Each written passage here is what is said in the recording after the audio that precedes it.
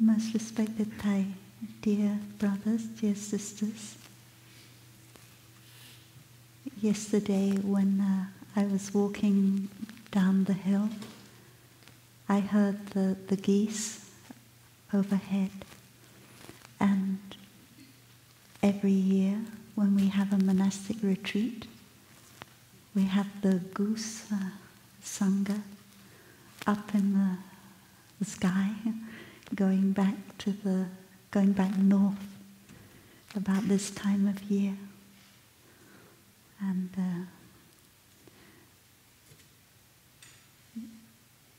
I think it's not a coincidence that we gather as a monastic sangha at the same time as the geese are gathering to go back to the north.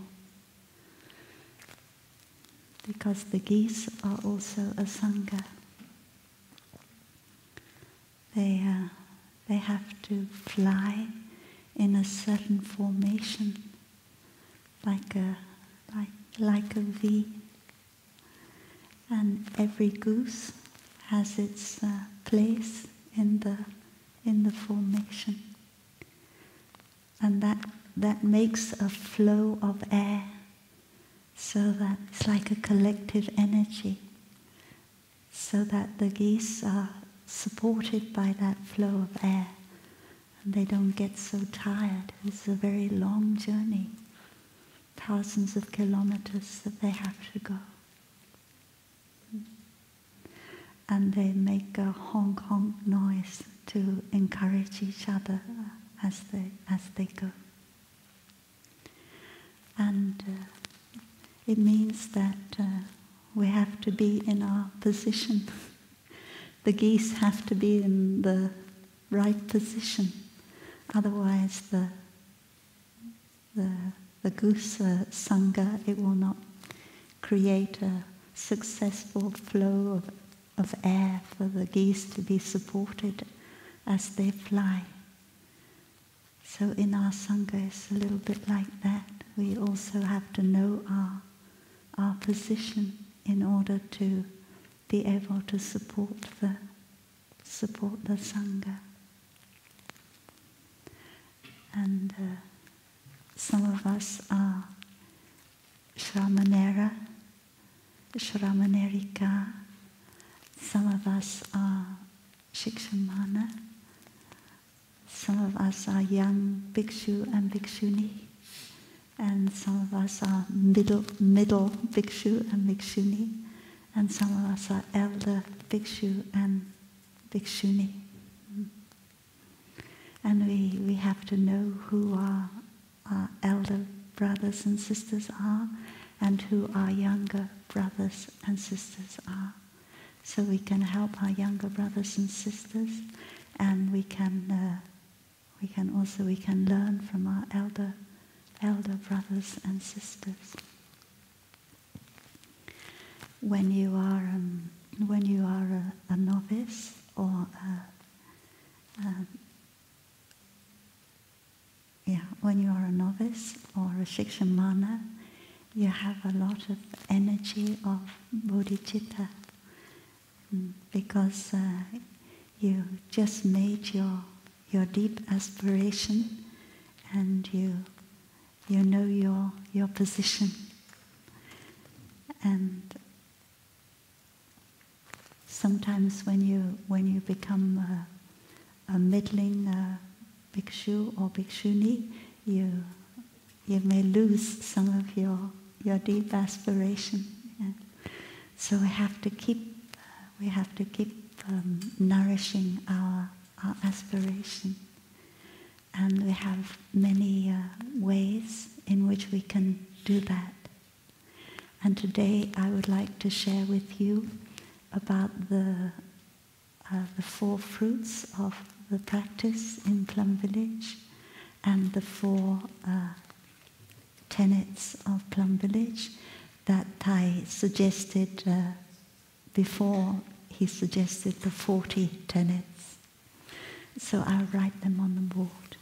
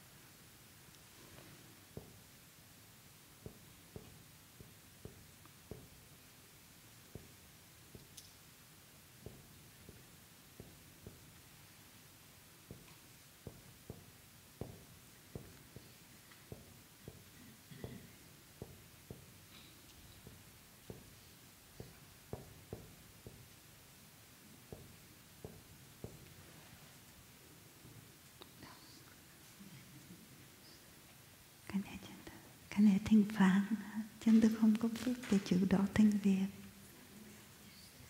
Không biết các Việt á.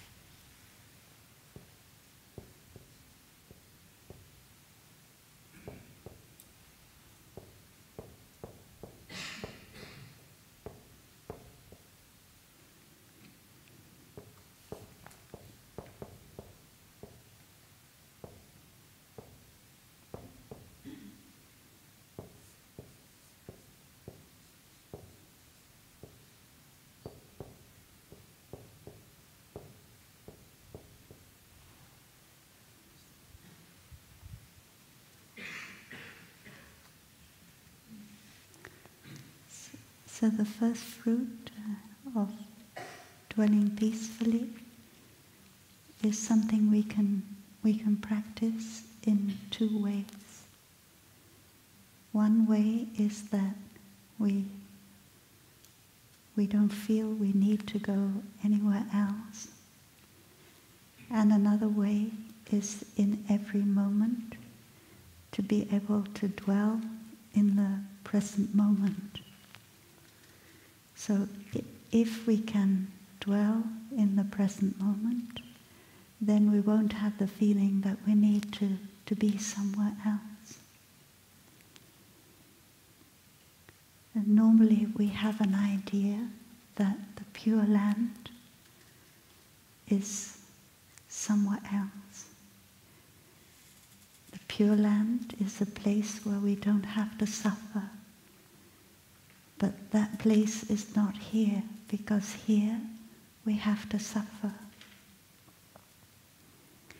And one time, the Pure Land School, it said that the Pure Land School was a teaching of the Buddha, and the Buddha taught about a Pure Land. And he taught Queen Videhi about the Pure Land. Queen Videhi was the wife of King Bimbisara, and she suffered so much when her son killed the king Bimbisara, and she asked the Buddha to help her, and she said, is there a place where there's no suffering that I can go to, because now I suffer so much? And the Buddha said, yes, there is. Because the Buddha had to use the skillful means to help her, to give her some confidence that she could she could feel some relief from her suffering. So he said, yes, there is. And after that, in the Pure Land Sutra, it always says that the Pure Land is a place where there's no suffering. Yeah.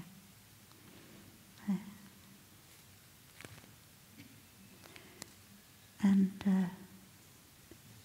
the Buddha also, when the Buddha was still Bodhisattva, was not yet the Buddha.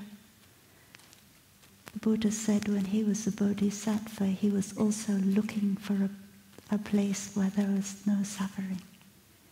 Because he saw that sickness is miserable, old age is miserable, death is miserable, grief is miserable, the afflictions are miserable. So can we not go to a place where, is there not a place where there is no sickness, no old age, no death, no afflictions, no grief, and then we can be happy.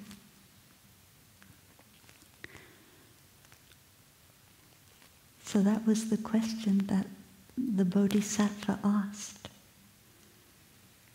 A little bit like the question Queen Videhi asked. And then the Bodhisattva had to practice concentration, and then sit at the foot of the Bodhi tree. And the Buddha said that while sitting at the foot of the Bodhi tree, he recognized there is a dimension of no birth and no death. And if there wasn't that dimension, we couldn't have the world of birth and death. But that did not mean to say that the Buddha didn't suffer. The Buddha also suffered physical pain and psychological pain. But when the Buddha was suffering, the Buddha knew how to take care of his mind. That is the difference. So dwelling peacefully means that we're not looking for a place of no suffering. We don't think that we have to go over to the other mountain in order to be in a better place. We're happy with the mountain that we are already on.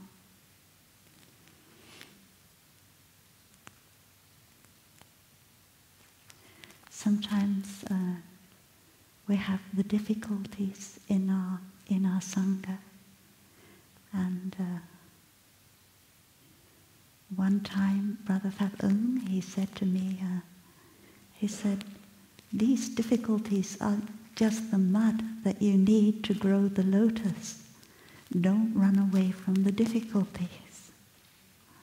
So you should be happy that there is some mud there for you to grow the lotuses from. Yesterday we went down to the lower hamlet, and they see the lotus pond down there is very muddy.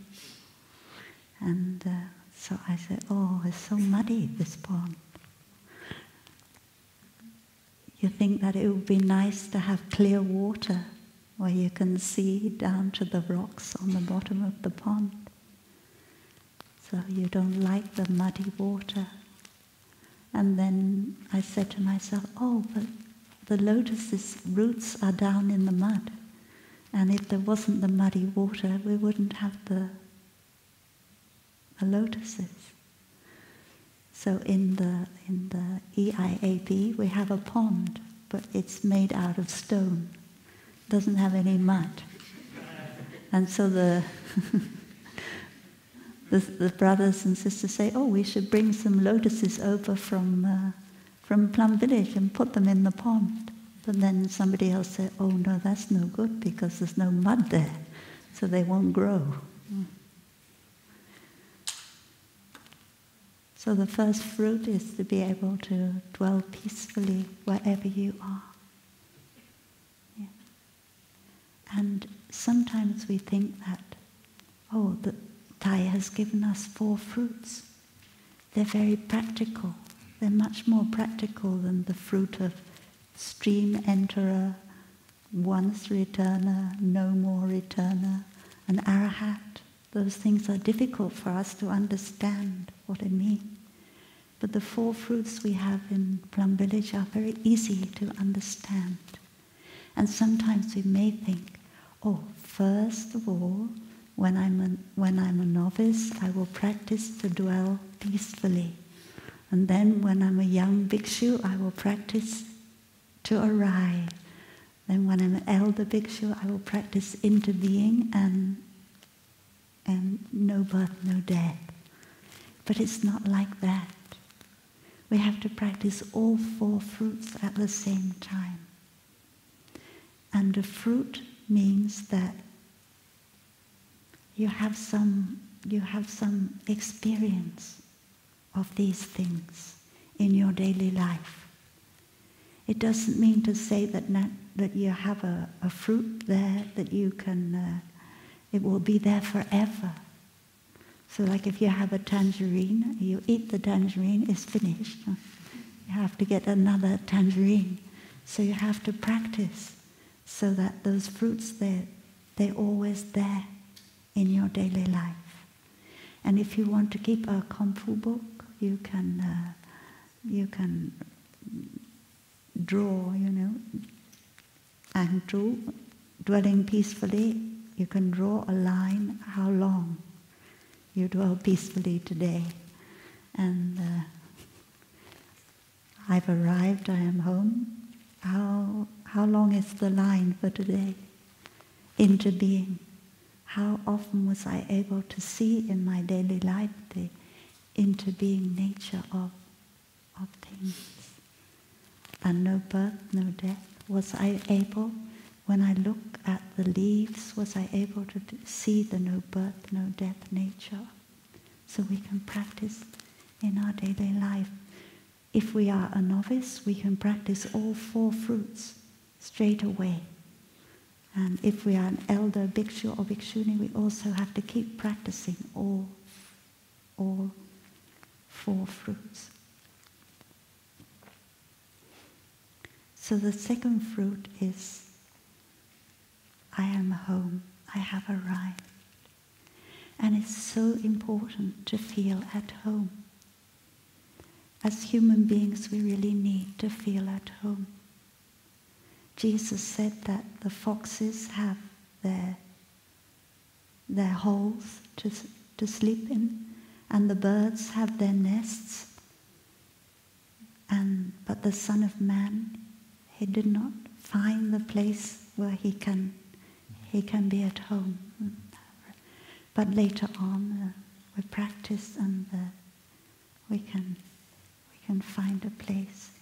But you can interpret that another way. When you say the Son of Man, meaning Jesus, he does not have a place to put his head.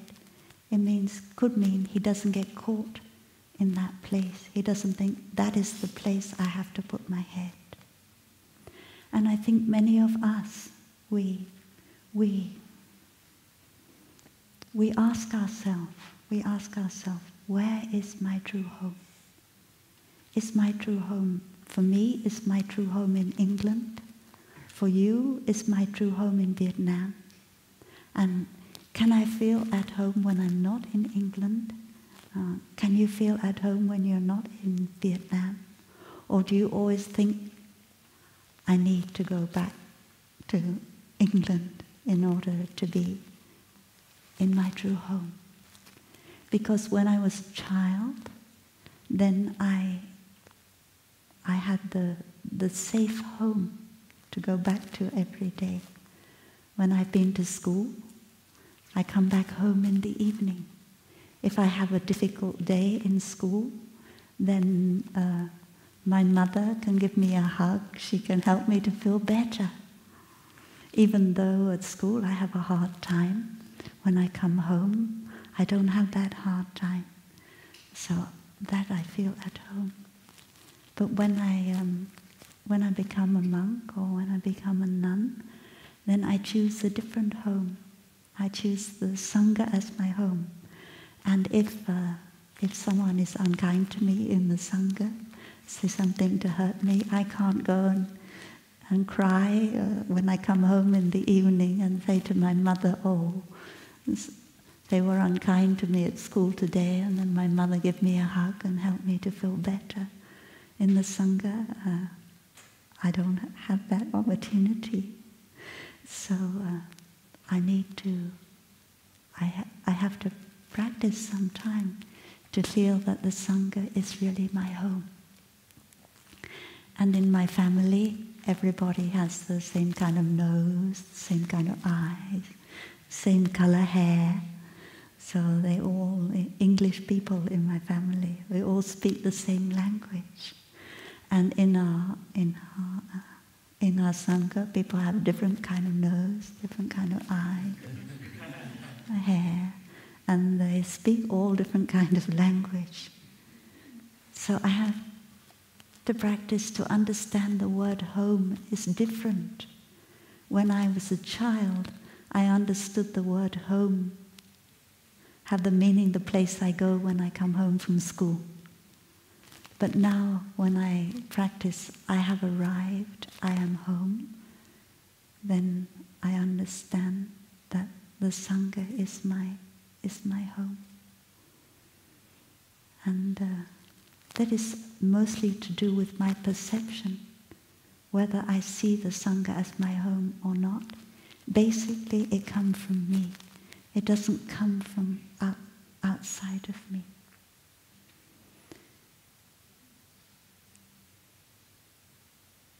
And if I want my home to be beautiful, of course I have to do my best to make my home beautiful. And to make my home beautiful means I have to do my best to practice mindfulness, concentration, and insight.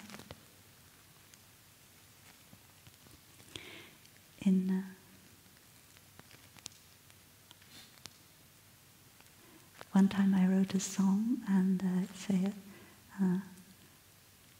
life is not a matter of attaining something that lies far away. Life is not always complaining that happiness lies somewhere else.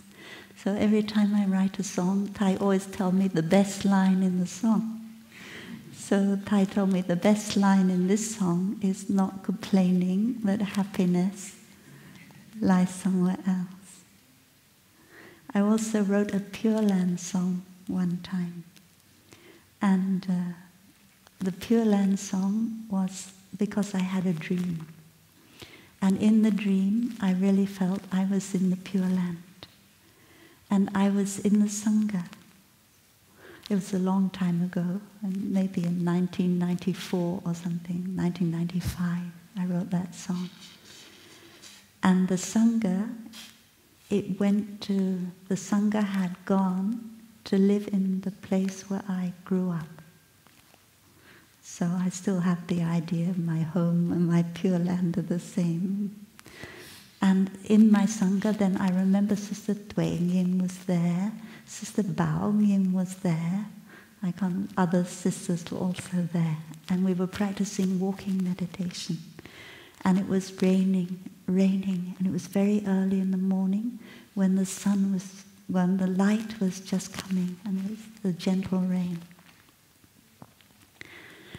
And in that song it said, before the dawn touches our land, we walk in the gentle rain. The fever of all our wrong thinking has left us completely free.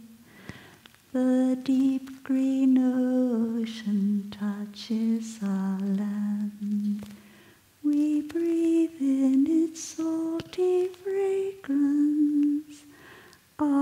hearts interpenetrate each other. We walk with the no problem feet. And it goes on and on. I won't sing anymore.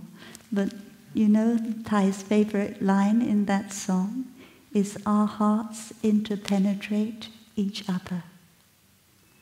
And so often I think about that line in that song.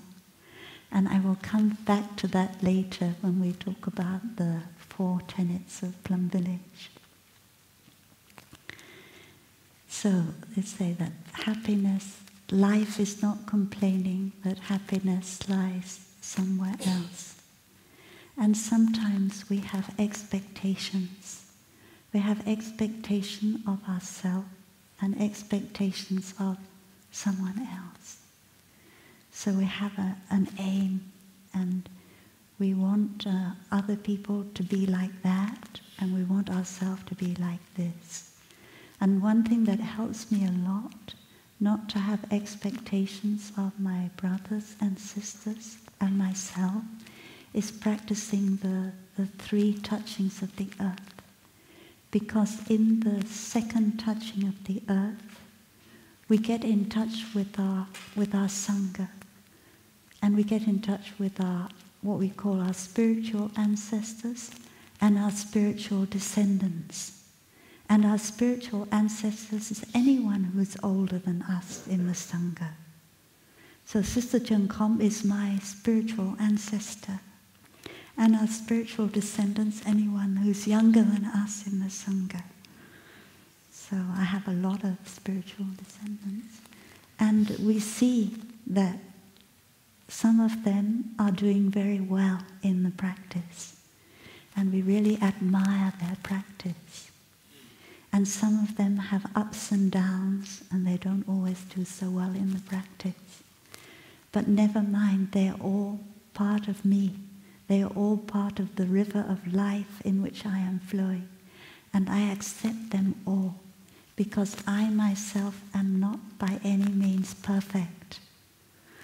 And this practice, when I touch the earth, and I practice like that to see my elder and my younger sisters, it really helps me to accept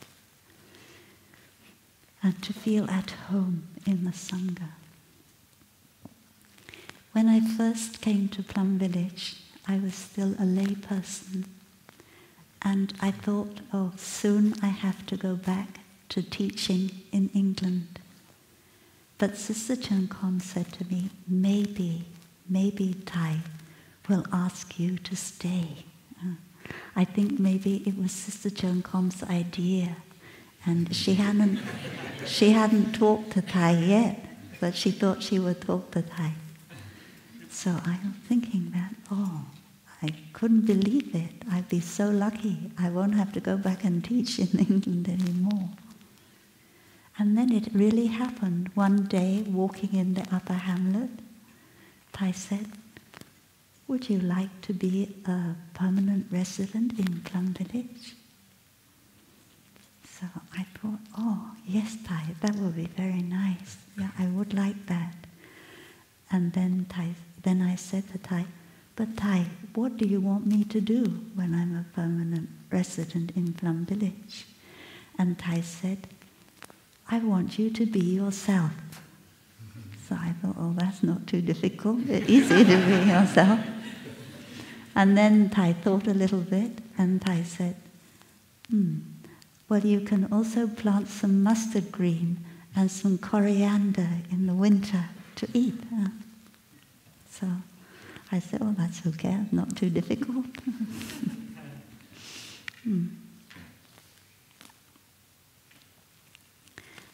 So why did Thai say that? We know in Buddhism there is no separate self.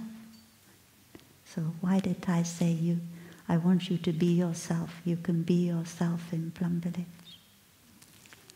I think what Thai meant was that I'd been through all kinds of things out in the world, all kinds of difficulties, ups and downs. And I hadn't really found my way. I hadn't really found my direction in the world. And I think what I wanted to do when he said that, he wanted to give me the space to find the direction I want to go in. Like when you're the goose, you have to know your direction. Scientists, I don't know if they know how the geese know the way. They don't have GPS or anything, but they know the way, they know their direction. And I think Thai wanted me to be one of those geese who know their direction. So that is why he said, you can just be yourself. Give you space to find out. But then, of course, we all, when we are a layperson, when we are a tapshu, when we are an aspirant, monk or nun, we're still trying to find our direction. But we hope that on the day when we shave our head, and received the novice precept, we found our direction by that time, because we want 100% to go in that direction. So after I was ordained, I asked Thai one time, is it still the best practice to be myself? And Thai said, you should know by now that in Buddhism there's no separate self. The self is made up of everything that is not the self.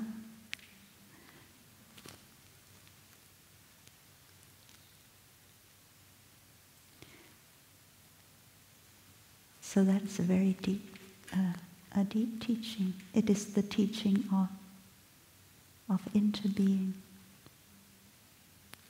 And when we come home, we dwell deeply in the present moment. We can touch interbeing.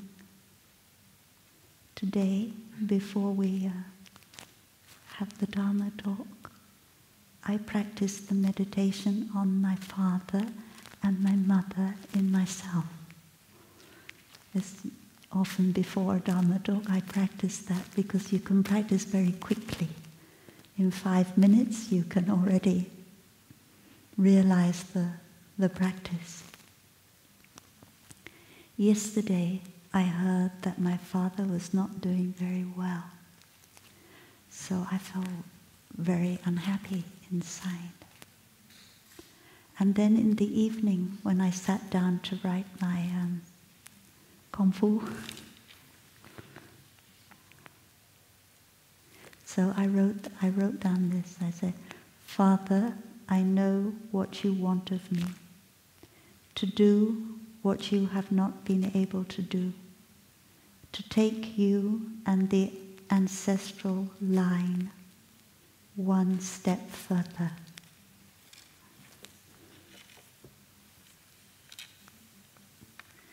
So I think that when I hear that my father is suffering, I feel that I'm suffering just like my father.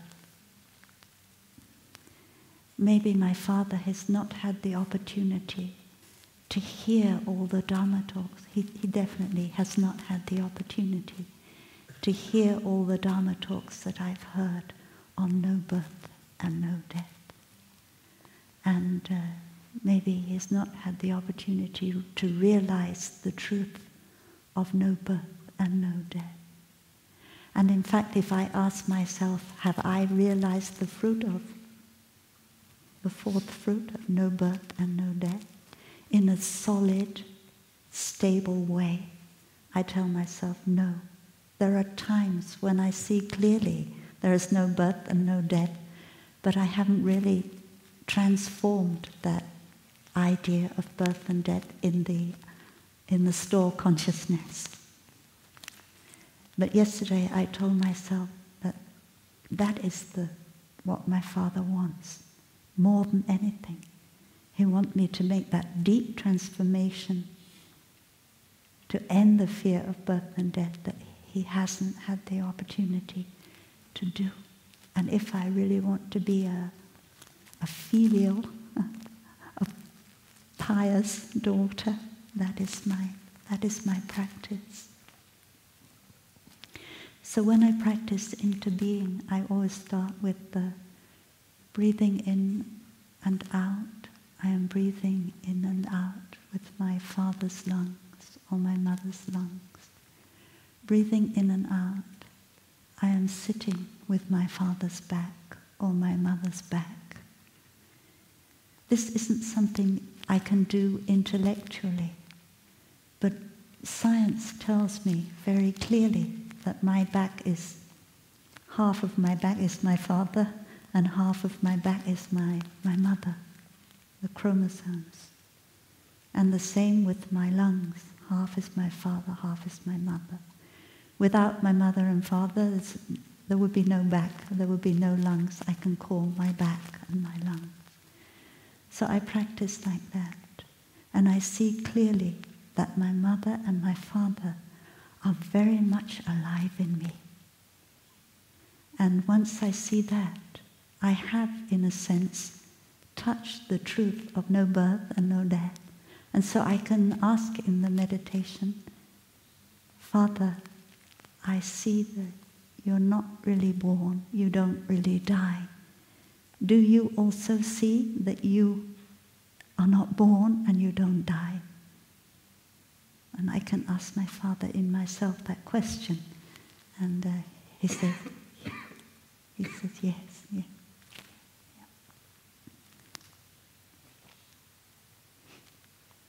So that is the practice of interbeing. And we learned that the practice of interbeing is that what leads us into the truth of no birth and no death. You remember how in the winter retreat of 2012, 2013, Thai would draw the Z.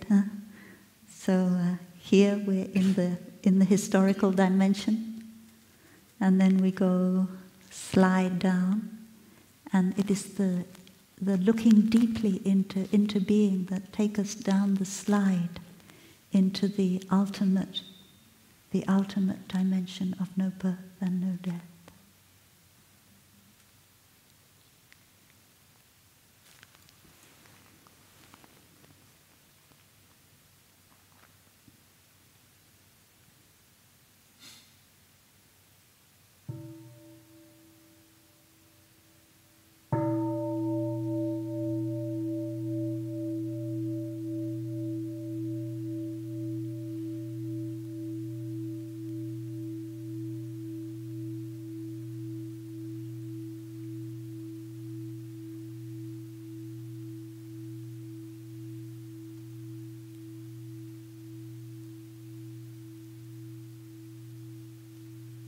So when Anathapindika was on his deathbed and Shariputra and Ananda guided him in meditation, he really put his whole heart into the practice because he knew that this was his last chance. So, and then he was very moved by the fruit of his practice. So he began to cry. And at that point, Shariputra Ananda asked Anathapindika, "Friend, why are you crying?" And he said, "Because I've never heard teaching so deep as this." And he was crying from happiness. "I am so deeply moved. I never heard anything as deep as this." And Ananda said, "Oh, friend, don't you know that in the monastery, the monks and nuns, the Buddha teaches this every day to the monks and nuns." The thing is that we have, as a monastic sangha, we have these precious teachings, but do we really put them into practice? You're very lucky.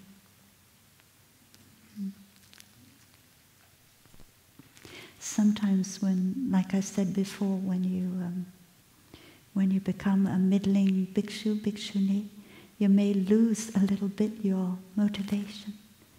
Your practice may, or maybe when you come to the end of being a young bhikshu or bhikshuni, your practice may not bring you the kind of happiness that it brought you when you were a novice or when you were just ordained a bhikshu or a bhikshuni. And so we have to ask ourselves, why do I feel bored with the practice?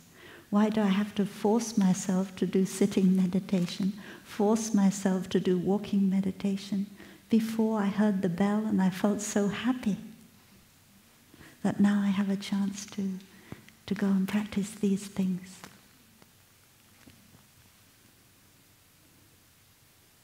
And in the 8 realizations of great beings, it says that the realization of a perfect understanding is our only career. And we have that real opportunity.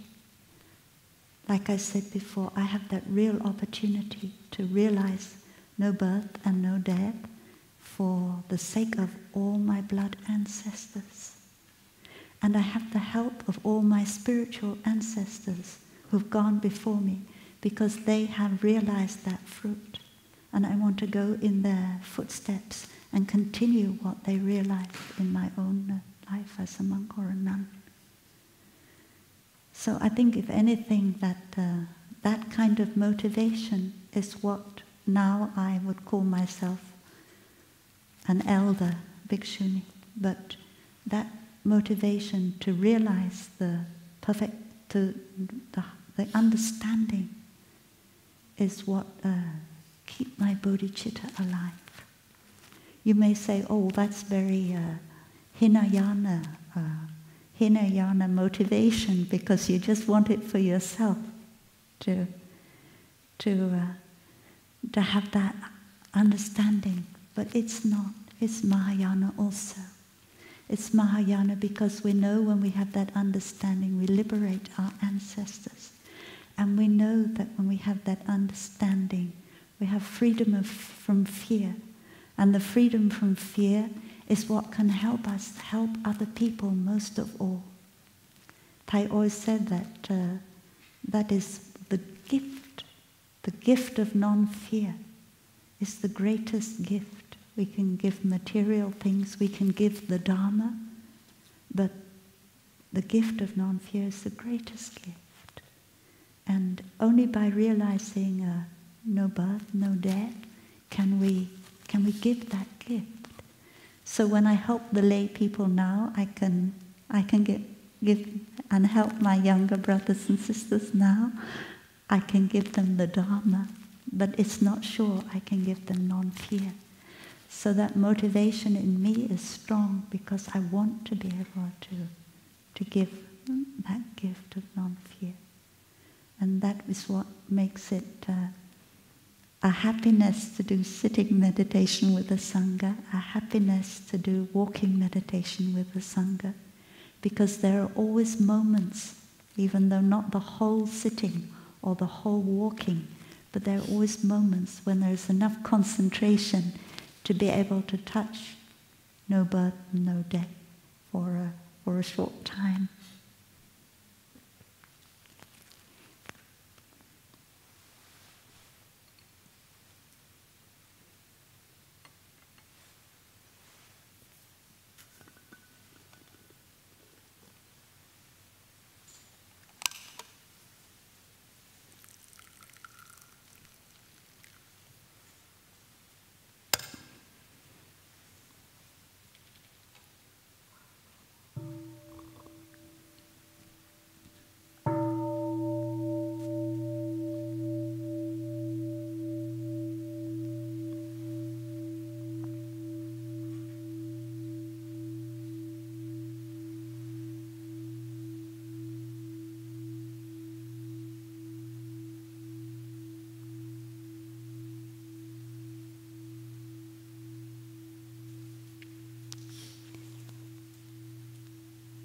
one practice I enjoy very much is the practice of putting on my Sangati robe.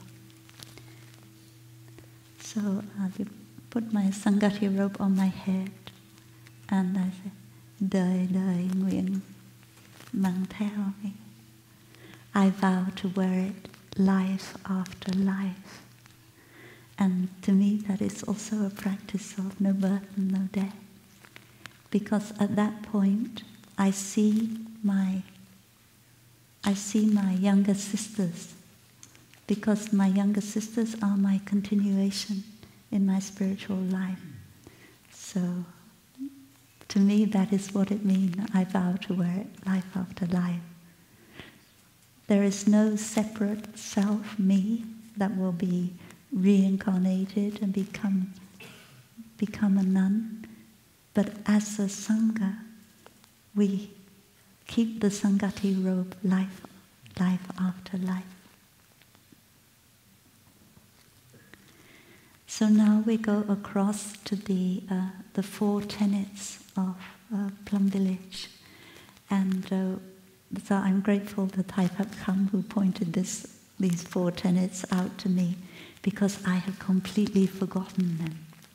I think they were taught by Thai in 2005, or to the winter retreat, 2005, 2006.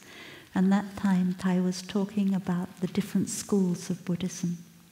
And at the end of those teachings on the different schools of Buddhism, he asked, so what is Plum Village? What is the Plum Village tenets? And at that time, Thai hadn't written about the 40 tenets. So he just gave 4. And these 4 to epitomize the Plum Village practice. So the first one is also arrived home, which we already been practicing. We know about that. And the second one is go as a river.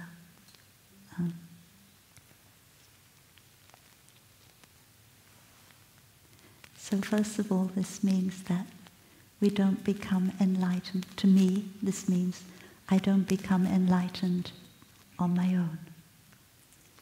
My enlightenment is the enlightenment of the Sangha, and the Sangha's enlightenment is my enlightenment.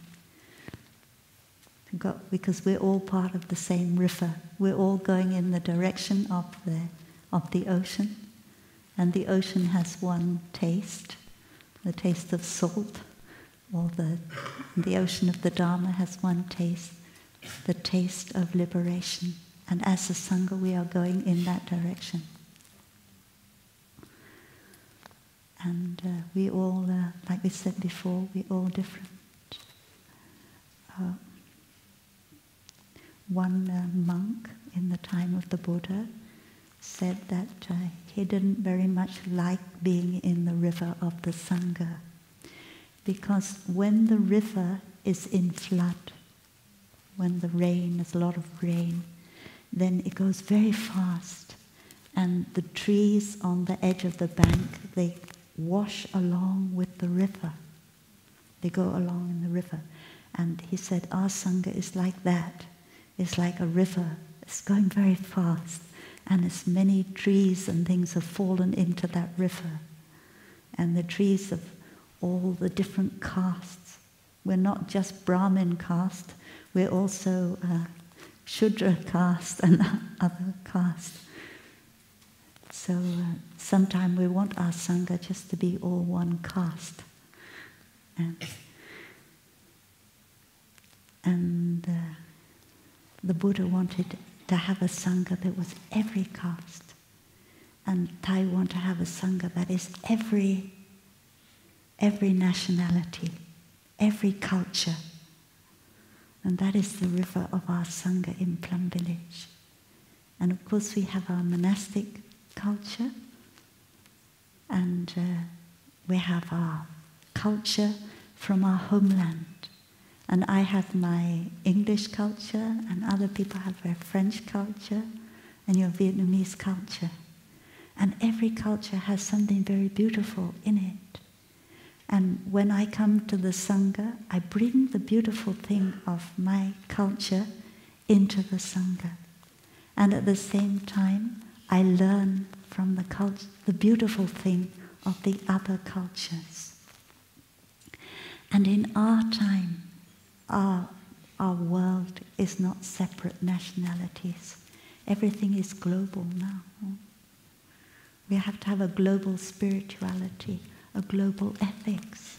And if Thai's wish is to have a global spirituality, a global ethics, and if we're going to do that, we have to start somewhere. And the place we start is in our own Sangha. If we can't do it as a Sangha, how can we expect the rest of the world to have a global ethics or a global spirituality? So we have to make an effort. And one time Thai said that you can take your English culture 50%, but you have to go 50% to meet the other culture. Don't expect everybody to come to meet your culture. You have to go 50% to meet their culture. So that is going as a river. We become enlightened together. This winter retreat, there have been 2 occasions when I said to myself, oh, I am Thương Tòa Bồ. I think now I've become the Theravada school. I didn't feel very happy with myself about that. Because I look around and I say, oh, this is the Dai Chumbo. There is the Mahasangika school. And maybe I become too conservative, too Theravada. I said that to myself twice this winter.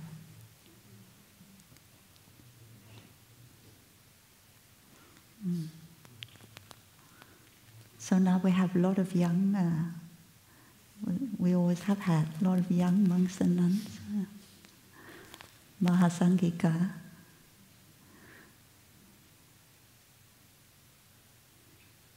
And there was a time when the Mahasangika and the Theravada, they split. 140 years after the Buddha died, the Mahasangika say that we will practice this kind of tenet, and the Theravada practice different kinds of tenets. There was a split. But there wasn't, they still lived together in harmony. There was only a split in the kind of teachings that they emphasized. So the Theravada, they emphasized certain teachings, and the Mahasangika emphasized other teachings. And sometimes members of different schools, they lived together in the same monastery because they all had the same precepts, more or less. So it wasn't a problem. So somehow Thương Tòa Bồ, the Plum village Thương Tòa Bồ, the Plum village Theravada, the Plum village Mahasangika, they have to live together in the same monastery. We don't want to have to go and live in separate monasteries.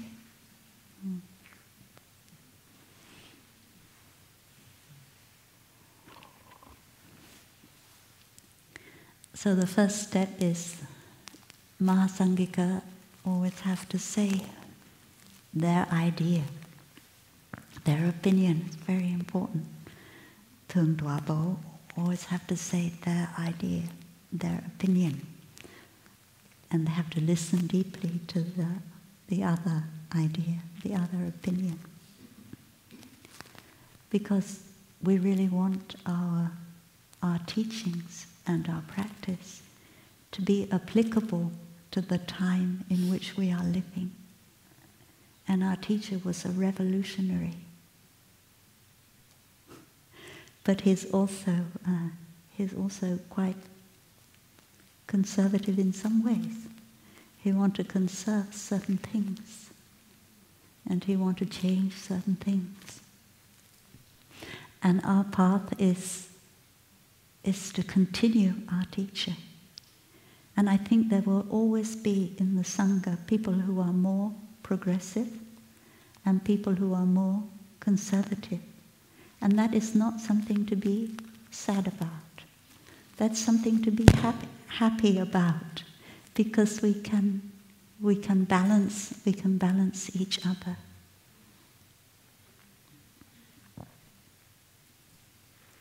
In Plum Village we also talk about seniority and democracy. And we say that our democracy, it also has element of seniority in it. So why do we say that? We say that because a person who's been a long time in the Sangha has more experience. Of course, experience can be an obstacle.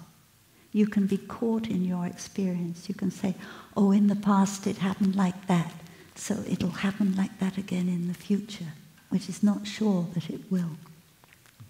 There's a probability. But also we can learn a lot from our experience.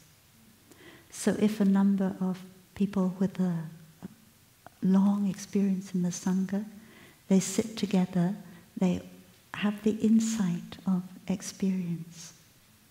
And on the other hand, people who have been less long in the Sangha, they have the insight of non-experience. So the non-experience can also be useful, and the experience can also be useful. So the thing is, we don't want to discriminate too much between experience, the goodness of experience, and the goodness of non-experience. They both have their goodness, and they both have their weakness.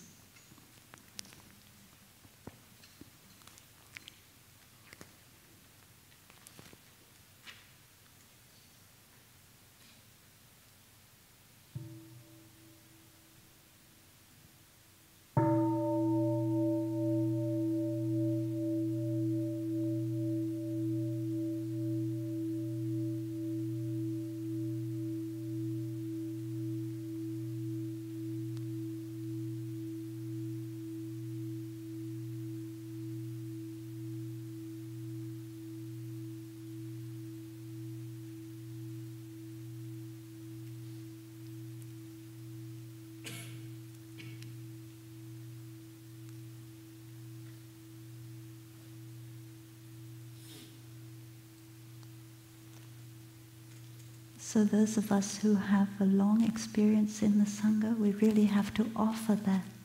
We have to be ready to offer our experience. And those of us who are not, who are younger, have to offer all they can also.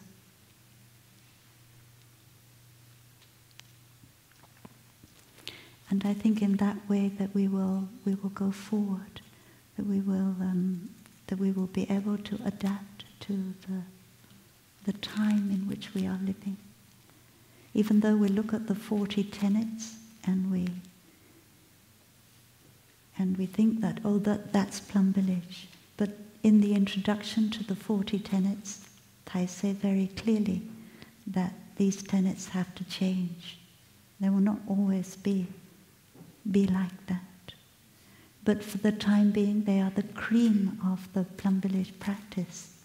They are like a chart that can help us when we have to sail across the ocean of the Dharma, because the sutras and the Vinaya is vast, and we can easily get lost.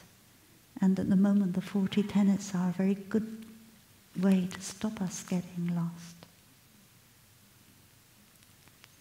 to help us be able to distinguish what is really the deepest practice, the cream of the Buddhist teachings, from what is not so deep, not the cream of the teachings.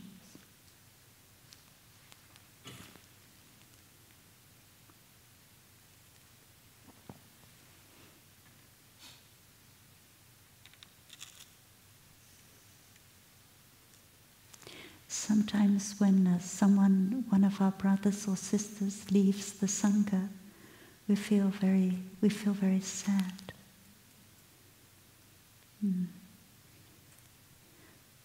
When I'm looking at the trees outside in the garden, and I know that each tree has its roots that go under the earth.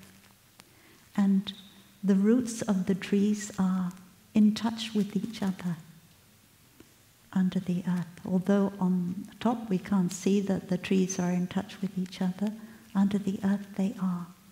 And if one tree had pulled out its roots, then the other trees will also feel, because their roots are touching the root of that tree. So it's like when someone pulled themselves out of the Sangha, we feel that. We feel, and it's painful. It's painful for us, because we've become part of each other. And sometimes when the geese are flying on the long journey, one of the geese feel very tired and has to drop out of come back down to the land and drop out because he feels very tired. And usually when someone leaves the Sangha, it's because they suffer. They suffer a lot in the Sangha. And sometimes when we leave the Sangha, it's because we don't feel fulfilled. We feel that one time, one sister who left the Sangha said, "Oh, to think that in 20 years' time I'll still be doing this, still be going to the same old schedule every day. I can't bear to think that in 20 years' time I'll still be following the schedule, walking meditation, sitting meditation." Because the practice become like an outer form. The content is no longer there.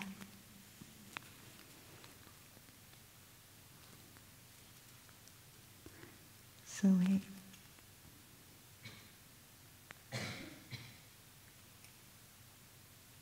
we have to find the content in our studies, in our practice. And when we study in order to help our practice, not just to get more knowledge. And we enjoy studying because it gives us new ways of practicing. So that is why it's important to have a study program for the monks and nuns, because it helps them to nourish their practice. All of Thay's teachings are to help us in our practice. First of all, our practice of mindfulness and concentration, and then in our practice of looking deeply, our practice of insight. And some of the changes that Thay has had to make to the sutras and the Vinaya, they come from looking deeply, because our practice has to be able to go as deep as it can go, as far as it can go. And Thay once said to me that, he said, love is limitless, compassion is limitless. And love and compassion, where do they come from? They come from understanding. So understanding is limitless. Don't think that's the highest understanding. Don't think that there's a vô thượng chánh đẳng chánh giác. Yeah. Don't think there's an anuttara bodhi or something, understanding. Anuttara means it doesn't have anything higher than it. But if there's an understanding that it has nothing that can go higher than it, it's limited. It can only go that far. And our understanding, it has to go beyond concepts, ideas, so it should be limitless. And so that is why that as a monk or a nun, we have the time to look deeply. And the the looking deeply, it doesn't have any limits. We can do that for all of our lifetime. There won't be a time when we understand everything and we can't have anything more to understand. So in our sitting meditation, our walking meditation, we have to make a little bit of effort. If we just say, oh, go to the sitting and just sit there and breathe and feel peaceful, it's okay, but it's not enough. And Thai gave us many guided meditation. He gave us guided meditation in the book, Blooming of a Lotus, but he also gave guided meditation in a certain preface to the sitting meditation. He would, in a winter retreat, he would give us guidance before the sitting started, and then we would practice silent sitting. So I have many ways to help us go deep into our meditation. And if we don't use the guided meditations to go deeper, to investigation like the second of the 7 limbs of enlightenment, if we don't use the investigation, then we don't nourish our understanding, and we feel that our life as a monk or a nun, it doesn't have a future.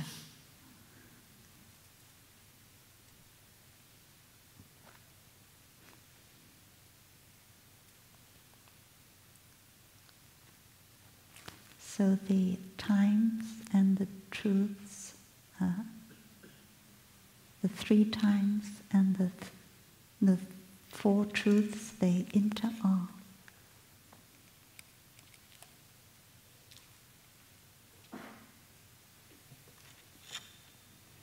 So this is because we've just been learning about the Sarvastivada, and the Sarvastivada school, it teaches that there is a separate past, a separate present, and a separate future. There are 3 times separate from each other. So we know that in the Sutra on knowing the better way to live alone, the Buddha teaches about staying in the present moment. So some people might think that the Plum Village teaching is that there's only one time, that is the present moment, wonderful moment. But in fact, when we go deep into the present moment, the past is there and the future is there also. The past, what is it? The past is just our memory, our memories. And our memories are closely connected to our emotions. Every memory that we keep it because it's connected to an emotion. And when we have that emotion, it waters the seed of the memory, and the memory waters the seed of the emotion, so they inter-are. So the past is really just coming from our mind. It's not something outside of us, objective. It's something very subjective. And when we touch the past, we have to touch the past with mindfulness. When we touch the 5-year-old child, the wounded child in us, we have every right to touch that child. But we do it with mindfulness and with care. And the future is also made out of the past. Our idea of the future is made out of the past. We think the future will be like that because in the past it was like that. So the future just comes from our mind also. It's just a matter of ideas. But when you sit down with a piece of paper and a pen, and you write, what I want to be doing in 4 years' time. Where I would like to be in 4 years' time. Or I would like to be in Thailand, I would like to be in Blue Cliff or wherever. I sit down and I write like that. And then what would I like to be doing there? How would I like to be practicing? How would I like to be serving the society? You write down all those wishes that you have for the future, and you do that with mindfulness. Then you're not being carried away by the future. You are nourishing yourself with your aspiration for the future. So the future can become helpful for your practice. And a year later you sit down and you write 4 years from now, where would I like to be? What would I like to be offering to the Sangha, to the world? It'll be different from what you wrote the year earlier. So that is also a practice of your dream. Thai always allow me to dream. One day, when I first came to Plum Village, I used to miss India a lot because I always think India is my spiritual home. I was lucky I was ordained in India. Then I came back to Plum Village. And I said, don't worry, you can dream about being in India if you like. You have a little hut, you have a little garden where you grow mustard green, and you practice sitting meditation in your hut. You can look up at the Himalaya. Yeah. And Thai encouraged me to like that, because he thought that would nourish my practice. But he always asked me the question. He said, what did he say? Have you seen, this is the first thing Thai said to me when I came to Plum Village. The first day I came to Plum Village, Thai said, here is India, India is here. I didn't know that time that Thai was quoting from Master Bong Thong. Đây là cái gì? I don't know. Đây là Tây Trúc. Yeah, here is India, India is here. I didn't know that. I said, why did Thai say that? Then I thought, oh, today is very hot. Thai must have said that because Thai is telling me that the weather here is very hot. I didn't understand. But later Thai asked me questions like, have you seen that India is here yet? So I said, no, Thai, I haven't seen that India is here yet.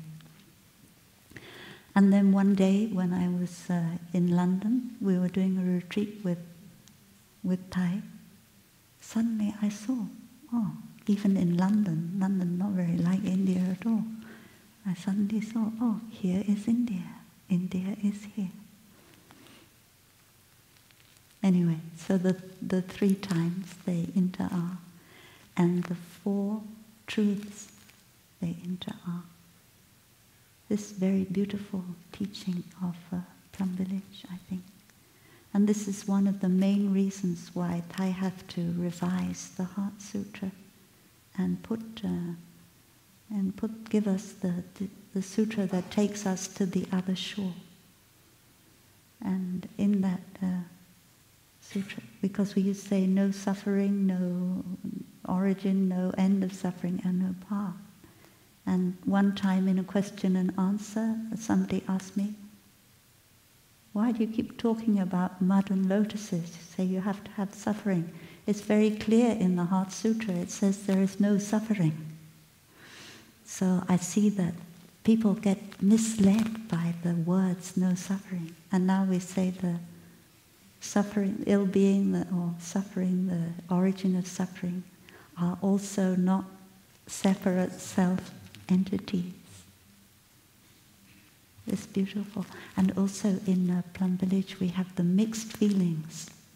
You can have a happy feeling and an unhappy feeling at the same time, almost the same time.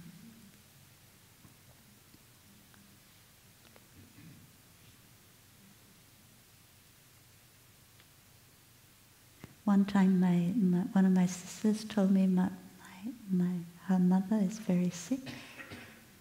She just heard the news, my mother is very sick. And I felt very unhappy when I heard that.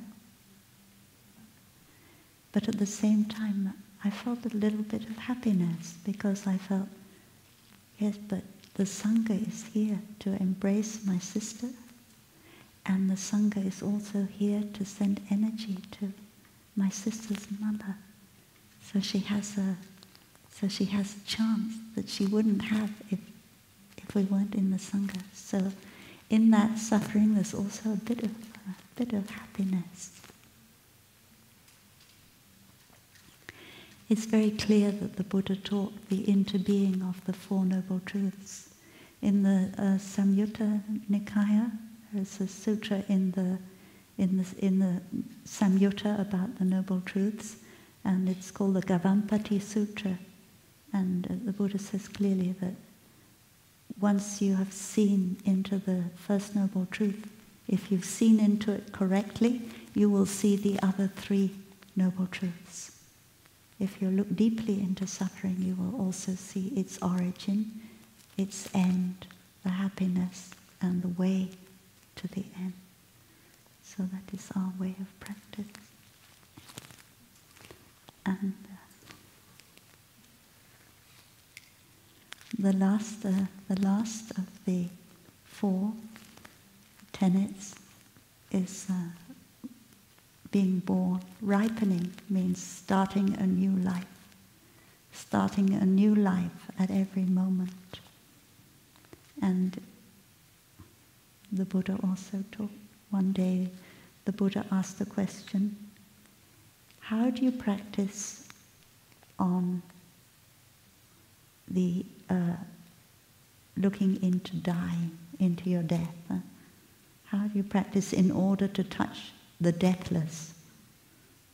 How do you practice looking into dying in order to practice the deathless, not dying? And one monk said, I practice to see that 24 hours after 24 hours I will die. So this is my last day. And I practice very deeply so I can touch eternity during this last day. And then the Buddha said, okay, then another monk answered, he said, I practice to see that the time it takes to eat a meal is my lifetime. After eating a meal, I will die. And the Buddha said, okay. And then another monk said, I practice to see that every mouthful is my lifetime. After I've eaten this mouthful, I will die. Certainly the food you put in your mouth, it will die. Well, it will change its form after you've chewed it 30 times, 50 times. And then another monk said that after this breath, I will die. And so the Buddha praised that monk. The last two monks, he said, all the monks who practice that they will die after one breath, after one mouthful, they are practicing deathlessness well. So we have a chance to be born and die at every minute. When we look at ourselves and our brothers and sisters made up of the 5 skandhas, we see that the 5 skandhas are not something solid, the same from day to day. They're something very fragile in a way. We talk about the body being like foam or froth on the water, something very fragile like that. It's being born and dying at every moment, and the same is with our feelings. And we learn to look at our brothers and sisters like that, being born and dying at every moment. We don't see them, that sister who was unkind to me yesterday. In fact, she's not the same sister that you're looking at today, and you are not the same sister either. So this is the practice of ripening at every instant. So, dear brothers and sisters, thank you. We need to do walking meditation at 11:30.